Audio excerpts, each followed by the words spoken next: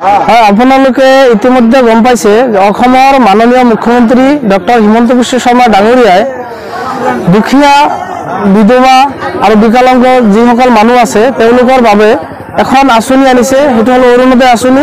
ইতিমধ্যে অৰুণোদয় আঁচনিৰ 1.0 2.0 পাৰ হৈছে, লগতে এতিয়া 3.0 শুভ উদ্বোধন কৰিছে মাননীয় মুখ্যমন্ত্ৰী মহোদয়।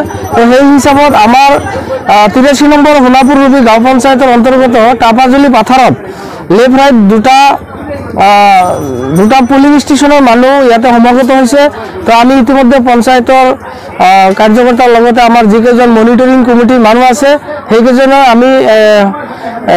উপস্থিত থাকি ৰাইজৰ যিকেইজনৰ মানে এপ্লিকেশ্যন আছে এপ্লিকেশ্যনকেইটা জমা লোৱা হৈ আছে। তাৰপিছত বাছনি প্ৰক্ৰিয়া হ'ব। তো এপ্লিকেশ্যন কৰিবলৈ সকলোকে এপ্লিকেশ্যন কৰিবলৈ অধিকাৰ আছে, সকলোৱে কৰিব, যাৰ কাৰণে আমি খোলাখুলিকৈ সকলোৰে এপ্লিকেশ্যন লৈ আছোঁ গাঁও সভা পাতি।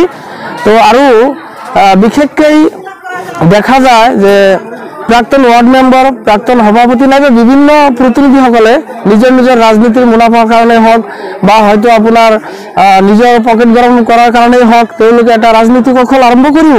তো সেই হিচাপে ৰাইজক মই অনুৰোধ জনাম যে আপোনালোকে কোনো প্ৰতিনিধি, কোনো নেতা, কোনো দেৱানীক কোনো পইচা দিব নালাগে।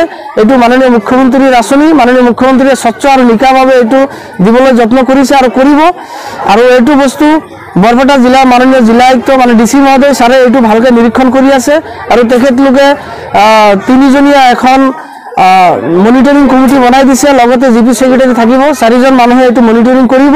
গতিকে মানুহে কোনো ৰাইজে যাতে কোনো প্ৰতিনিধিক 1 টকা এটা নিদিয়ে তাৰ কাৰণে আহ্বান জনাইছোঁ। টকা নিদিলেও আপোনালোকে যদি পোৱাৰ উপযুক্ত হয়, যদি আপোনালোকে সঁচাকৈ পাবলগীয়া মানুহ আছে তেতিয়াহ'লে আপোনালোকে নিশ্চয়কৈ পাব।